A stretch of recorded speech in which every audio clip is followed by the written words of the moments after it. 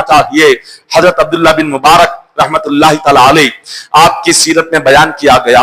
حضرت عبداللہ بن مبارک ایک سال حج کو گئے, حج کو تشریف لے گئے, اور جب آپ نے کعبۃ اللہ کا طواف کیا, حج مکمل کیا, بعد حج کے آپ تھوڑی دیر لیٹ گئے کعبۃ اللہ کے صحن میں. خواب میں حضور علیہ الصلوۃ والسلام کی زیارت نصیب ہوئی. آقا علیہ الصلوۃ والسلام نے ارشاد فرمایا, اے عبداللہ بن مبارک, جیسی تمہارا حج مکمل ہو جائے, حج مکمل ہونے کے بعد سیدھے بغداد جانا, اور بغداد میں ایک شخص ہے بہرام جس کا نام ہے, اور یہ کافر مشرک, یہ کون تھا؟ آگ کی عبادت کرنے والا, آگ کی عبادت کرنے والا, آگ کو خدا ماننے والا, جس کو مجوسی پارسی کہتے ہیں, جو مشرک ہے, کافر ہے. حضور نے فرمایا بغداد جاؤ, وہ فلاں محلے میں رہتا ہے, فلاں گلی میں رہتا ہے, اس کا مکان یہاں پر ہے, جا کر اس کو کہنا کہ نبی نے تمہیں سلام بھیجا ہے, کہنا کہ میں نے اس کو سلام بھیجا ہے, اور اس سے کہنا کہ اللہ تم سے راضی ہو گیا, اللہ تم سے راضی ہو گیا. حضرت عبداللہ بن مبارک جیسے آپ نے خواب دیکھا, آنکھ کھل گئی, آپ نیند سے بیدار ہوئے. آپ نے سوچا شاید یہ میرا وسوسہ ہے, یا میرا کوئی گمان ہے, میرا وہم ہے. یہ سوچ کر دوبارہ کعبے کا طواف کیا, سو گئے. جیسے ہی سو گئے, پھر خواب میں حضور کی زیارت ہوئی. حضور نے فرمایا جاؤ بہرام مجوسی کو جا کر میرا سلام کہو, اور اس سے کہو کہ اللہ تم سے راضی ہو گیا. دوسری مرتبہ خواب آیا, پھر جاگ گئے, سوچا شاید میرا وہم ہوگا, پھر سو گئے. تیسری مرتبہ خواب آیا, فرماتے ہیں مسلسل 3 مرتبہ حضور خواب میں آئے. تینوں مرتبہ حضور نے فرمایا کہ جاؤ اس کو میرا سلام کہو, اور اس سے کہو کہ اللہ تم سے راضی ہو گیا, اور اس سے کہو کہ تم اپنی زندگی آج سے, اب سے شروعات کرو. اس سے پہلے جو گناہ ہوئے اللہ نے سارے گناہ معاف فرما دیے. حضرت عبداللہ بن مبارک پریشان ہوئے, سوچا ایک مجوسی آگ کی عبادت کرنے والا, اس پر رسول کا اتنا کرم کہ حضور سلام بھیج رہے ہیں, اللہ کا اتنا کرم, اللہ اس سے راضی ہو گیا اور اس کے گناہ معاف کر دیا. آخر وہ کیا ہے بندہ, وہ کون ہے, جا کر میں دیکھوں تو صحیح. حضرت عبداللہ بن مبارک رحمت اللہ تعالی علیہ آپ نے حج ہوتے ہی سیدھے بغداد آئے. بغداد میں حضور نے جس محلے کو کہا اس محلے میں گئے, اس مکان کے پاس گئے. وہاں پر ایک بوڑھا تھا, اس سے پوچھا بہرام نامی مجوسی کون ہے یہاں پر؟ اس نے کہا میں ہی بہرام نامی مجوسی ہوں. آپ نے جب اس کو دیکھا آپ دنگ رہ گئے. آپ نے پوچھا اے بندے, میں تجھ سے ایک سوال کرنا چاہتا ہوں, بتا زندگی میں تیرا کون سا نیک عمل ہے, تو کیا کرتا تھا, تیرا کیا کام ہے, تیرا نیکی کیا ہے, تیرا عمل کیا ہے, میں جاننا چاہتا ہوں, تیری عبادت کیا ہے. اس نے کہا میں نہ مسلمان ہوں, نہ میں قرآن پڑھتا ہوں, نہ نماز پڑھتا ہوں, میں تو آگ کی عبادت کرنے والا کافر اور مشرک ہوں. آپ مجھ سے یہ کیوں پوچھ رہے ہیں؟ آپ نے فرمایا یہ میں بعد میں کہوں گا, پہلے یہ بتا تیری زندگی کا کوئی نیک عمل ہو جو تو نے کیا ہو, میں اس نیک عمل کو سننا چاہتا ہوں.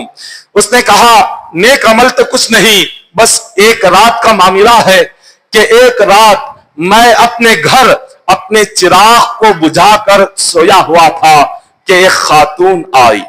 اس خاتون نے آ کر کہا کہ میرے گھر کا چراغ بجھ گیا ہے, میں چاہتی ہوں کہ آپ اپنے چراغ سے میرا چراغ جلا کر مجھے دے دیں. میں نے اس خاتون کو اپنے چراغ سے روشنی دے دی. وہ خاتون چلی گئی.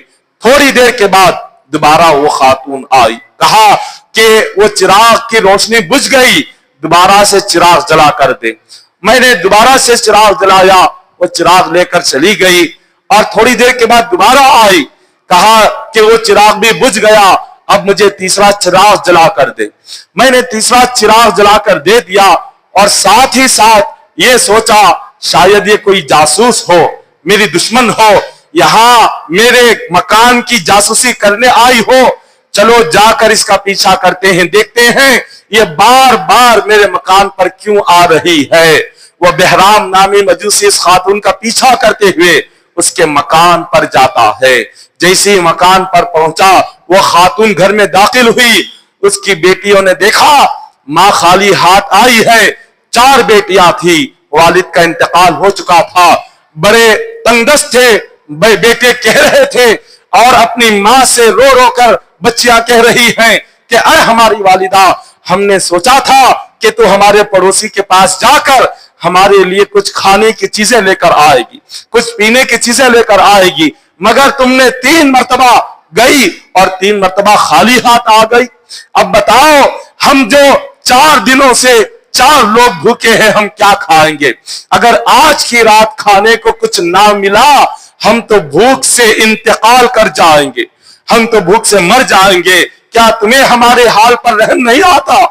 मां कहने लगी कि ऐ मेरी बेटियों, दरअसल बात यह है, जब मैं उसके पास गई, वो शख्स मालदार है लेकिन मजूसी है।